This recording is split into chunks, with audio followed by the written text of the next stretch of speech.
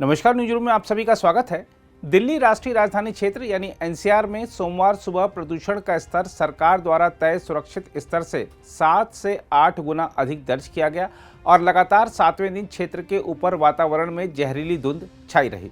दिल्ली के आरके पुरम इलाके में 900 AQI की खबरों ने सबको चिंता में डाल दिया है। बताया जा रहा है कि हवाओं की प्रतिकूल दशाओं तथा समूचे उत्तर भारत में पराली जलाने की घटनाओं में तेजी के कारण 3 दिनों में दिल्ली एनसीआर क्षेत्र की वायु गुणवत्ता दूसरी बार अत्यंत गंभीर की श्रेणी में दर्ज की गई है। इस बीच दिल्ली के मुख्यमंत्री अरविंद केजरीवाल ने शहर में बढ़ते प्रदूषण के मद्देनजर एक उच्च स्तरीय बैठक बुलाई है। माना जा रहा है कि दिल्ली सरकार वाहनों के लिए ऑड इवन नीति लागू कर सकती है। हम आपको यही बता दें कि केंद्र ने अपनी वायु गुणवत्ता नियंत्रण योजना यानी ग्रेडेड रिस्पांस एक्शन प्लान, जिसे हम शॉर्ट में ग्रैप कहते हैं, उसके अंतिम चौथे चरण के तहत जरूरी सभी आपात उपायों को लागू करते हुए प्रदूषण फैलाने वाले ट्रकों के प्रवेश पर रोक सहित सख्त प्रतिबंध लगा दिए हैं। इसके अलावा क्षेत्र में प्रदूषण से निपटने को लेकर रणनीति तैयार करने के लिए जिम्मेदार वैधानिक निकाय वायु गुणवत्ता प्रबंधन आयोग यानी CAQM ने दिल्ली और एनसीआर क्षेत्र में सार्वजनिक परियोजनाओं से संबंधित निर्माण कार्यों पर प्रतिबंध लगाने और सरकारी और निजी कार्यालयों में 50% कर्मचारियों को घर से काम करने की अनुमति देने के लिए कहा है। क्रैप के चौथे चरण के तहत अन्य राज्यों से केवल CNG, इलेक्ट्रिक और BS6 अनुपालक वाहनों को दिल्ली में प्रवेश की अनुमति है। केवल आवश्यक सेवाओं से जुड़े वाहनों को छूट दी गई है। CAQM के हालिया आदेश के अनुसार आवश्यक सेवाओं में शामिल नहीं होने वाले सभी मध्यम और भारी माल वाहनों के प्रवेश पर भी राजधानी में प्रतिबंध लगा दिया गया है। CAQM ने गैर आवश्यक निर्माण कार्यों और प्रदूषण फैलाने वाले वाहनों की विशिष्ट श्रेणियों में प्रतिबंध लगाने का आदेश दिया है। इसके साथ ही दिल्ली सरकार ने छोटे बच्चों को खतरनाक प्रदूषण से बचाने के प्रयास के तहत सभी प्राथमिक विद्यालयों को 2 दिन के लिए बंद करने की घोषणा भी की है। दूसरी ओर दिल्ली के साथ ही पड़ोसी राज्य हरियाणा, राजस्थान और उत्तर प्रदेश में कई शहरों में वायु गुणवत्ता खतरनाक श्रेणी में पहुंचने की सूचना है। दिल्ली से सटे गाजियाबाद, गुरुग्राम, नोएडा, ग्रेटर नोएडा और फरीदाबाद में भी वायु गुणवत्ता सुबह 7 बजे खतरनाक श्रेणी में दर्ज की गई। भारत मौसम विज्ञान विभाग के अनुसार आगामी पश्चिमी विक्षोभ के प्रभाव से प्रदूषकों को तितर बितर करने के लिए अनुकूल परिस्थितियां मंगलवार रात से बनने की संभावना है। इसके कारण उत्तर पश्चिम भारत में बेमौसम बारिश हो सकती है। देखा जाए तो वाहनों से निकलने वाले उत्सर्जन, धान की पराली जलाने, पटाखों और अन्य स्थानीय प्रदूषण स्रोतों के साथ मौसम संबंधी प्रतिकूल परिस्थितियां हर साल सर्दियों के दौरान दिल्ली एनसीआर में खतरनाक वायु गुणवत्ता स्तर में योगदान करती हैं। दिल्ली प्रदूषण नियंत्रण समिति के अनुसार राजधानी में 1 नवंबर से 15 नवंबर तक प्रदूषण उस समय चरम पर होता है जब पंजाब और हरियाणा में पराली जलाने की घटनाओं की संख्या बढ़ जाती है। नई दिल्ली स्थित भारतीय कृषि अनुसंधान संस्थान के अनुसार रविवार को उत्तर भारत से खेतों में पराली जलाने की कुल 4160 घटनाएं हुई, जो इस मौसम में अब तक की सबसे अधिक घटनाएं हैं।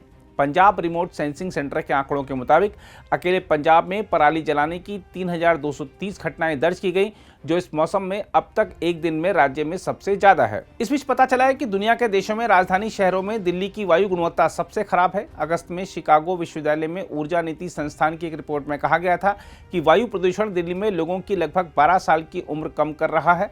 चिकित्सकों के अनुसार जहरीली धुंध मौजूदा श्वसन समस्याओं वाले लोगों के लिए गंभीर समस्याएं पैदा कर रही है।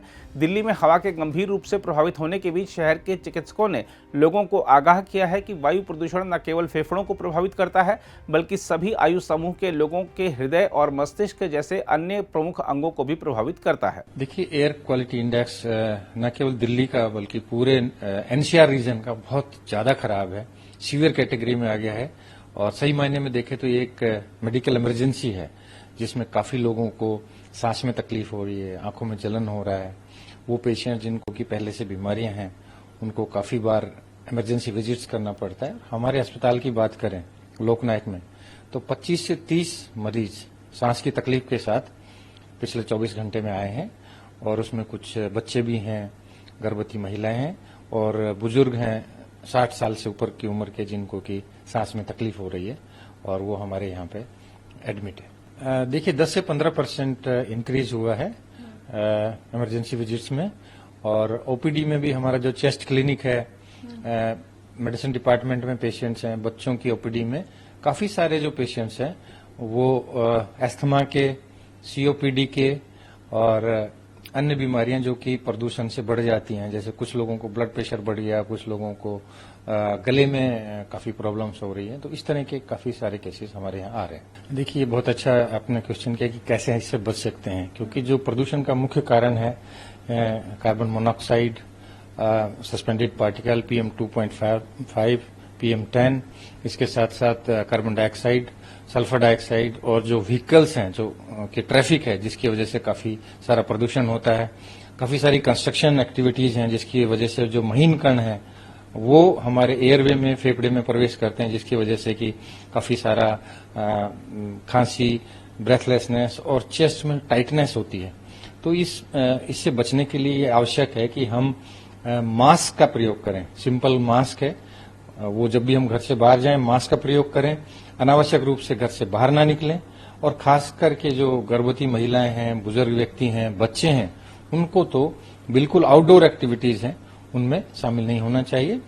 जहां तक पॉसिबल हो घर के अंदर ही रहें, और यदि आपको गले में प्रॉब्लम है तो आप स्टीम ले सकते हैं, आप लिक्विड ज्यादा लीजिए, बैलेंस डाइट का प्रयोग कीजिए, और यदि आपको सांस में तकलीफ है, बहुत ज्यादा आपको खांसी है, गले में प्रॉब्लम है, और यदि आपको टाइटनेस है चेस्ट में, तो आप डॉक्टर की सलाह ले सकते हैं। आप इनहेलर्स का प्रयोग कर सकते हैं, ब्रोंकोडाइलेटर्स का प्रयोग कर सकते हैं। इनहेलर कई बार हमें देखा कि काफी सारे जो है रेस्पिरेटरी सिम्टम्स है उसमें तुरंत आराम मिलता है। देखिए, जैसा कि मैंने बताया कि जब भी सीवियर कैटेगरी होती है, जब भी बहुत ज्यादा जो AQI है 500-600 से जब ज्यादा बढ़ता है, तो काफी सारा वो एयरवे रिएक्ट करते हैं, उसकी वजह से काफी सारा उनको डिस्कम्फर्ट होता है।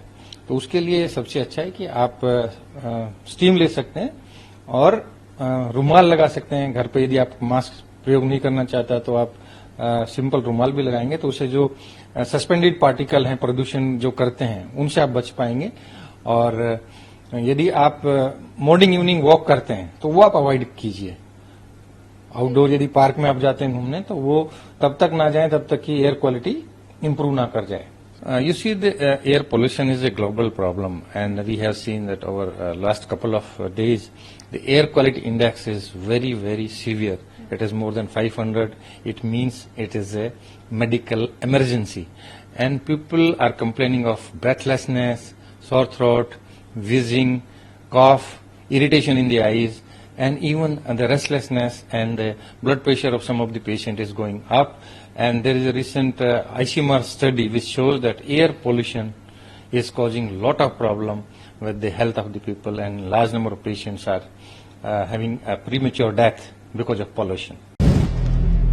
अगर आप भी लेना चाहते हैं देश दुनिया की तमाम जानकारी, तो आज ही सब्सक्राइब करें हमारे चैनल को। साथ ही नीचे दिए बेल आइकन को जरूर दबाएं ताकि हर अपडेट आप तक पहुंच सके।